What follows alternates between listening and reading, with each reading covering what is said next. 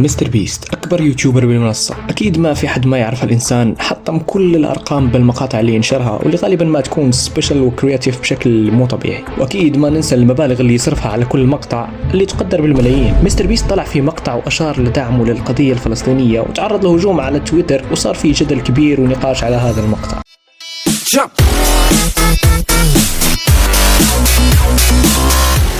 مستر بيست نزل مقطع فيه تحدي من كل دول العالم والفائز راح يربح 250 ألف دولار. الفيديو كان عبارة عن تحديات ومراحل يتعداها المتسابقين اللي جايين من أنحاء العالم، والفائز في الأخير والناجي الوحيد راح يفوز ب 250 ألف دولار. التحدي الأول بيبدأ سباق عادي بين كل المشاركين، والفائز بالمركز الأول كان ممثل دولة إندونيسيا. خليكم متذكرين هذا الشخص لأنه بيسوي حركة بعدين راح تبين كيف مستر بيست بيدعم القضية. التحدي الثاني بيفوز خوينا الإندونيسي مرة ثانية. ونجي للتحدي الثالث. التحدي كان عبارة عن قوس وسهم. مستر بيست قرر يعمل حركة عشان يخلق شوي جو دراما، خلى كل المشاركين يصوتون لدولة، والدولة اللي تجمع أكبر عدد أصوات راح يصعب عليها التحدي ويبعد عليها الهدف 3 أمتار على كل صوت. حبيبنا الإندونيسي اللي قاعد يفوز من بداية المقطع عطاها تصريح نار.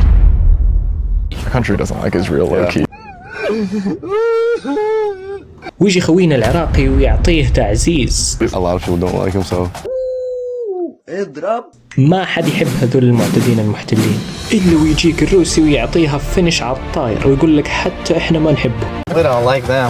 هنا مستر بيست أعطاها وجه اللي ما يدري وش يقول. أكيد راح تقول إيش الغريب في الموضوع؟ ما في شيء يثبت إنه مستر بيست بيدعم القضية.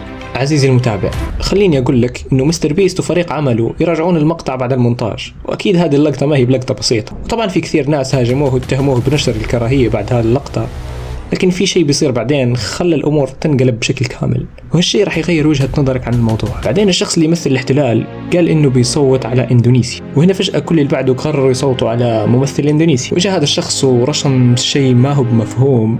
بعدين طلع إنه قاعد يتمسخر على دولة إندونيسيا وكيف إنها كلها جزر صغيرة. بالنهاية الإندونيسي حصل أكبر عدد أصوات، طلع من المسابقة، بس أكيد طلع بشرف وبتصريح قوي بقناة فيها فوق 200 مليون مشترك. مستر بيست شخص يبحث عن إثارة جدل والدراما وأي شيء له علاقة بالموضوع، فبحياته ما راح يطلع يعطي رأيه الحقيقي، أو راح تلاقيه دائما محايد ويقول الشيء اللي الجمهور يبغى يسمعه.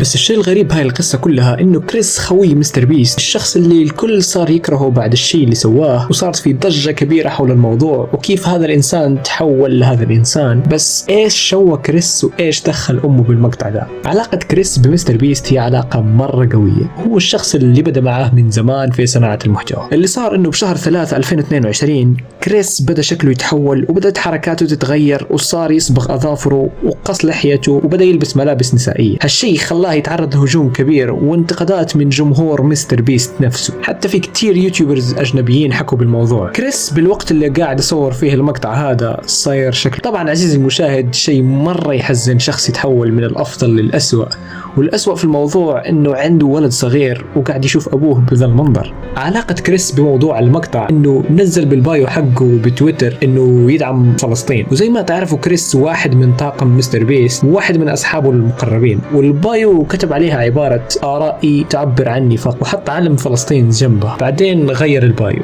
فأبغى أعرف شو رأيكم بالموضوع. اكتبوا لي هل تعتقدون إنه مستر بيست مع أو ضد، وليش مش قادر يعطي رأيه بخصوص هذا الموضوع. وقبل لا أختم المقطع لايك سبسكرايب كومنت وكان معكم. وسلام.